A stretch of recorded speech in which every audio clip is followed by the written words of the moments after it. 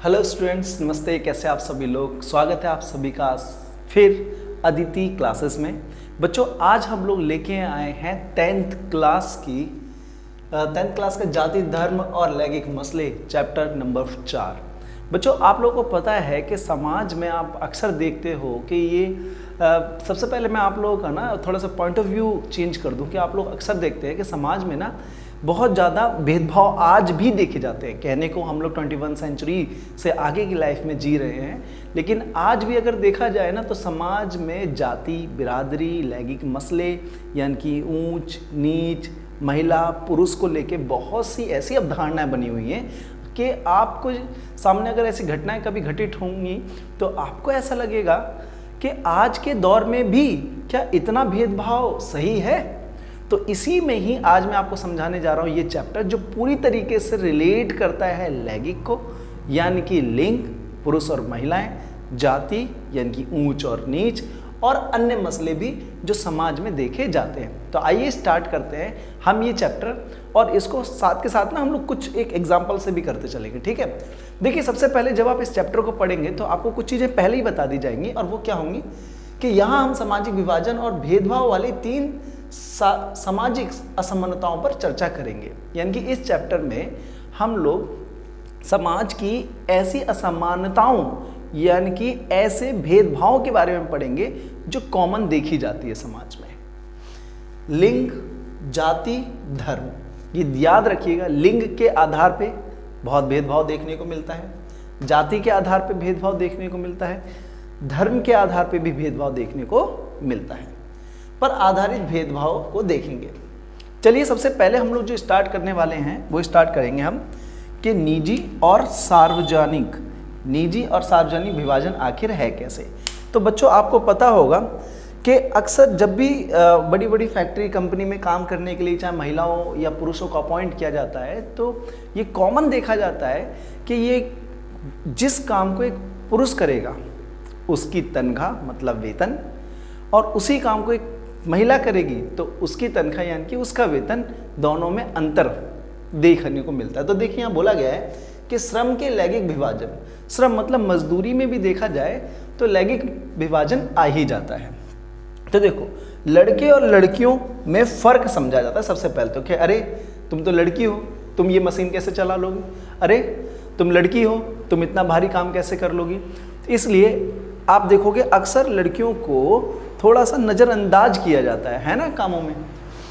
लड़के और लड़कियों में फर्क, जैसे बच्चों का पालन पोषण। अब देखो, कॉमन चीज़ें थोप दी गई हैं समाज में, कॉमन चीज़ें लड़कियों यानी कि महिलाओं पे थोप दी गई हैं कि ये काम आपका ही है। जैसे कि देखो, जैसे बच्चों का पालन पोषण करना, खाना बनाना, सफाई महिलाओं की ही जिम्मेदारी है, दैट्स इट, और किसी की जिम्मेदारी नहीं है। ये स्पेशली देखा जाता है कि घर का अगर काम कोई अच्छे से कर सकती है तो वो सिर्फ एक महिला है। हाँ, नो डाउट, क्योंकि वो घर को अच्छे से संभालती हैं, लेकिन ये तो नेसेसरी नहीं है ना कि महिला की ही जिम्मेदारी है। तो हमें बेटा यही सारी चीज़ें एक एजुकेटेड पर्सन होने के नाते समझनी होगी। अब देखिए, मर्द का काम बाहर का है, ऐसा समाज की अवधारणा है कि एक महिला घर का काम ही करने में सक्षम है और मर्द बाहर का काम करने में ही सक्षम है। महिलाएं बाहर के काम के योग्य नहीं हैं, यानी कि ले दे के सारा का सारा करो भार एक तरीके से मर्द को अलग करना, पुरुषों को अलग करना।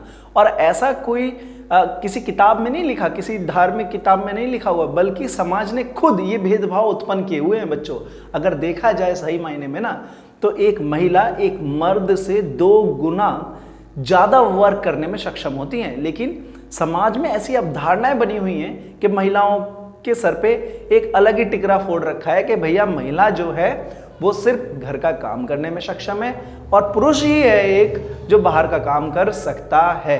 ठीक है, आपको इस चैप्टर में सिर्फ और सिर्फ ना भेदभाव देखने हैं, क्योंकि जो क्वेश्चन आंसर होंगे वो डिफरेंसेस के आधार पे आपको पूछे गए। ठीक है, अब देखो, अधिकतर महिलाएं अपने घरेलू काम के साथ आमदनी के लिए कुछ ना कुछ काम करती हैं, लेकिन उनके काम को मूल्यवान नहीं माना जाता। आपको पता है, आपने खुद रियलाइज़ किया होगा, हमारे घर की जो महिलाएं होती हैं वो खुद में इतनी इंडिपेंडेंट होती हैं कि वो नहीं चाहती कि उनको किसी पे डिपेंड होना पड़े। इसलिए देखेंगे आप मिडिल क्लास फैमिली या लोअर क्लास फैमिली में महिलाएं घर के काम के साथ साथ ना छोटे मोटे काम जैसे कि पीस बनाना घरों में, ठीक है, जैसे कि कपड़े सिलना, जैसे कि दूसरों के घर पे जाके सफाई का काम करना, कपड़े धोने का काम करना, खाने बनाने का काम करना, अपने इंडिपेंडेंट होने के लिए बेचारी वो बहुत कुछ करती हैं, लेकिन फिर भी उनको ये बोला जाता है कि आपके काम उस लायक नहीं है जिस लायक पुरुष कर सकते हैं, यानी कि उनके काम की कोई वैल्यू ही नहीं समझी जाती है। ठीक है, सार्वजनिक जीवन में खासकर राजनीति में महिलाओं की भूमिका अभी भी नगण्य है, ये बात तय है भाई।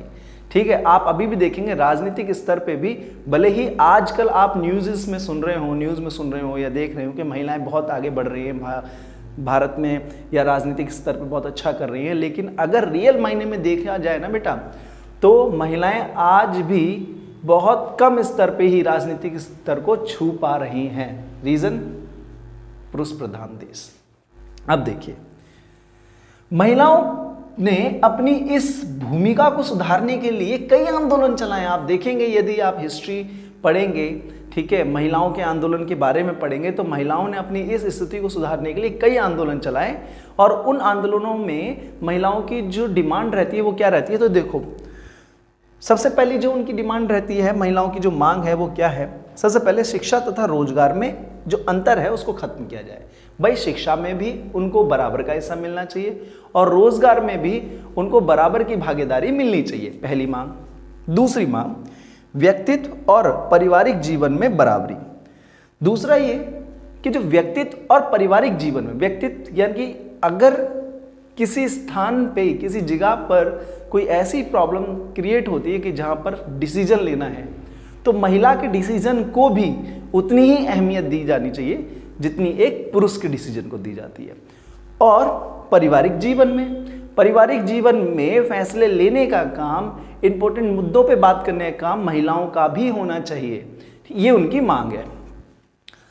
इन आंदोलनों को नारीवादी आंदोलन कहा जाता है। देखो बच्चों, कई बार आप लोगों से पूछा जाए कि नारीवादी आंदोलन क्या है या नारीवादी क्या है, तो नारीवादी आंदोलन या नारीवादी वे हैं जिसमें महिलाओं ने अपने हक के लिए, मांगों को मनवाने के लिए आंदोलन किए, अंतर बताए और समाज की वे सारी लड़ाइयाँ लड़ी जिससे उनको समाज में एक बराबर का स्तर प्राप्त हो सके। आगे बोला गया है, इन आंदोलनों ने औरतों की भूमिका को बढ़ाने में मदद की। जितने भी आंदोलन हुए, जितनी भी महिलाओं ने कार्य किए जिससे उनको वो स्तर प्राप्त हो सके, तो इससे उनकी भूमिका में बदलाव भी आया है। अब आप देखेंगे आज के ज़माने में, यानी कि अब आप देखेंगे डॉक्टर हो तो महिला, इंजीनियर तो महिला मिलेंगी, प्रबंधक कॉलेज की जो प्रिंसिपल या हेड ऑफ होती हैं वो आपको महिलाएं मिलेंगी, शिक्षक, यानी कि सभी क्षेत्र में आज महिलाएं सबसे अच्छा काम कर रही हैं। भले ही उनके काम की इतनी वैल्यू ना समझी जाए, लेकिन यदि आप देखेंगे अच्छी पोस्ट, चाहे आईएएस ऑफिसर्स हों, चाहे पुलिस हो, या किसी भी स्तर की महिलाएं हों जो देश को संभाल रही हैं, अच्छे स्तरों पे आज महिलाएं हैं। ठीक है, तो देखिए कितनी चीज़ रियलिटी में दिखती है, लेकिन हमारे समाज में और कुछ ऐसे ग्रामीण क्षेत्र आज भी हैं जहाँ पर महिलाओं को कुछ नहीं समझा जाता, जन्म लेने से पहले ही उनको मार दिया जाता है। तो आप ही बताइए बच्चों, क्या ये जो समाज है, क्या इसमें कहीं से भी कोई अच्छी अवधारणा दिखती है? नहीं ना। अब देखिए, इसीलिए ये सिर्फ मैं इसलिए बोल रहा हूँ कि ये सिर्फ ना खासकर बहुत ज़्यादा भारत में ज़्यादा देखने को मिलता है। भारत को मैं बुरा नहीं कह रहा हूँ, I love my India, but Bharat के कुछ क्षेत्र ऐसे हैं जहाँ पर महिलाओं की वैल्यू ही नहीं है। अब देखिए, स्वीडन, नॉर्वे और फिनलैंड, इनका आप रिकॉर्ड सर्वे चेक कर लीजिए। जैसे देशों में महिलाओं की भागीदारी बहुत ज़्यादा है, हर एक स्तर पे महिलाओं को आगे रखा जाता है, उनके डिसीजन को प्रायोरिटी दी जाती है, उनके डिसीजन को अहमियत दी जाती है, इसीलिए वो देश तरक्की भी कर रहे हैं। ठीक है, तो यही आप लोगों को ध्यान में रखना है बेटा, ये पूरे मेन टॉपिक में, कि यदि आपसे क्वेश्चन पूछा जाएगा तो यही पूछा जाएगा कि भारतीय समाज के अंतर्गत महिलाओं की भागीदारी क्या है। तो आपको इन पॉइंट्स की कुछ चीज़ें लिखनी होंगी कि सार्वजनिक जीवन में उनकी भागीदारी क्या है और निजी जीवन में उनकी भागीदारी क्या है, उन्हें नारीवादी आंदोलन करके क्या प्राप्त हुआ, ये सारी चीज़ें आपको 1 बाय 1 स्टेप बाय स्टेप लिखनी होंगी। ठीक है, अब आ जाते हैं हम सेकंड पॉइंट पे। तो देखिए, अब इन सभी मुद्दों से निकलते हुए आपने समझ लिया कि किस प्रकार की स्थिति भारतीय समाज में महिलाओं की है या देखी जाती है। भारतीय समाज, वैसे तो अब महिलाएं बहुत तरक्की कर रही हैं, आगे जा रही हैं, लेकिन इन सब के पीछे का जो कारण है और उसके जो प्रभाव हैं वो हम पढ़ेंगे। अब देखिए, इन सब का एक रीज़न है पितृ प्रधान। पितृ प्रधान का मतलब होता है पुरुष प्रधान, जिसे अंग्रेजी में पेट्रियार्की भी कहा जाता है। ठीक है, अब देखिए, पितृ प्रधान जहां पर लड़कों को लड़कियों के एवज में ज़्यादा अहमियत दी जाती है या होती है, उसे बोलते हैं पितृ प्रधान देश, पितृ प्रधान व्यवस्था। ठीक है, जहां पर लड़कियों से ज़्यादा लड़कों को अहमियत दी जाए। महिलाओं की साक्षरता दर अब भी 54 यानी कि 54% है, जबकि पुरुषों की 76। देखिए, पितृ प्रधान में आपको जो देखने को यानी कि जो अंतर मिलेगा वो ये मिलेगा कि महिलाएं अभी भी जो हैं वो 54% ही शिक्षित हैं और पुरुष जो हैं वो 76 यानी कि 76% हैं। यानी कि ये बात तो वही हो गई ना कि भाई लड़की तुम मत पढ़ो, लड़के ही पढ़ेंगे। माँ बाप आज भी अपने संसाधनों को लड़की की जगह लड़कों पे ज़्यादा खर्च करते हैं। ये बात एक्चुअल में सच है। मैंने ये चीज़ देखी है और सुनी भी थी कि एक सर्वे के अंतर्गत कि यदि किसी घर में एक लड़का और लड़की होते हैं ना, तो लड़के को प्राइवेट स्कूल में भेजने की उनकी ज़्यादा लालसा इच्छा होती है और लड़कियों को गवर्नमेंट स्कूल में डाल दिया जाता है। ये एक सर्वे के मुताबिक क्लियर भी हो चुका है। अब देखिए, स्त्री पुरुष की मजदूरी में अभी भी महिलाओं को कम मजदूरी दी जाती है। ये चीज़ मैंने आपको पहले ही बताई थी कि कहीं भी अगर कंस्ट्रक्शन वर्क हो रहा हो या नॉर्मली आप ऑफिस बड़ी बड़ी जो MNCs कंपनीज होंगे वहाँ भी आप देखेंगे कि इस चीज़ में स्पेशली फ़र्क देखा जाता है कि महिलाओं को सैलरी वेजेस कम है और पुरुषों को सेम काम के लिए सैलरी वेजेस ज़्यादा है। ठीक है, भारत में अनेक हिस्सों में माँ बाप को सिर्फ लड़कों की चाह होती है। देखो, आज भी यदि आप भारत के कई ऐसे हिस्से जैसे कि पश्चिम बंगाल, जैसे कि हरियाणा, जैसे कि राजस्थान, इन क्षेत्रों में अगर जाएं और एक लोकेलिटी को देखें ना, तो आपको ये पता चलेगा कि इन क्षेत्रों में आज भी लड़कों को ज़्यादा अहमियत दी जाती है। यदि लड़कियों को जन्म हो जाए या लड़कियों के जन्म की बात पता चले तो उनको ऐसा लगता है कि मानो कि एक सर पे बम फूट गया हो, है ना। अब देखो, लड़कियों को जन्म से ही पहले खत्म कर दिया जाता है। ये बात एकदम सच है कि आज भी लड़कियों को इतनी इंपॉर्टेंस नहीं दी जाती। इसीलिए यदि पता चल जाए कि लड़की है तो उसको पेट में ही मार दिया जाता है या उसको जन्म के बाद खत्म कर दिया जाता है। इस मानसिकता से देश में लिंग अनुपात प्रति 1000 लड़कों पर 919 लड़कियों की संख्या है।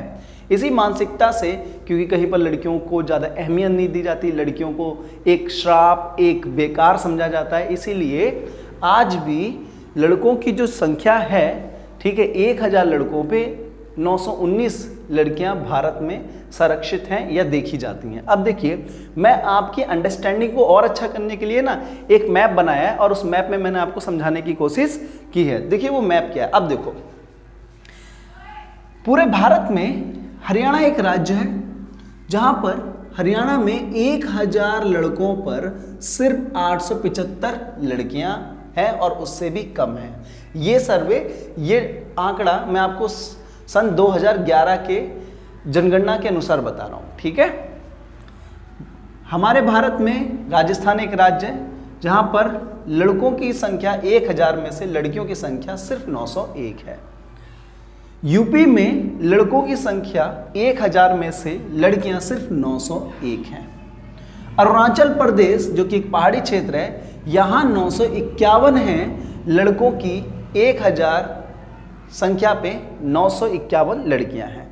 ठीक है, तो ऐसे ही कई ऐसे क्षेत्र हैं हमारे भारत में जहां लड़कियों की संख्या को कम अनुपातित किया गया है। बच्चों अब पूरे इस चैप्टर में आपने एक चीज कॉमन ध्यान दी होगी, वो ध्यान दिया होगा, पता है क्या? आपने ध्यान दिया होगा कि क्या डिफरेंसेस देखा जाता है समाज में, पुरुष को किस प्रकार से समाज देखता है और महिलाओं को कैसे देखती हैं, पुरुष और महिलाएं किस प्रकार से अलग अलग असमानताओं में अपने जीवन को व्यतीत कर रहे हैं। तो यदि आपसे क्वेश्चन पूछा जा सकता है तो क्वेश्चन ये होगा कि महिला और पुरुषों में असमानताओं के कारण बताइए, या क्या कारण है, या महिला और पुरुषों में असमानता क्या है। तो उसमें आप लोगों को ये सारे पॉइंट्स डालने होंगे, ठीक है। इसी तरीके से अच्छे से पढ़ते रहिए, अपना ख्याल रखिए, मिलते हैं नेक्स्ट पार्ट में। Thank you.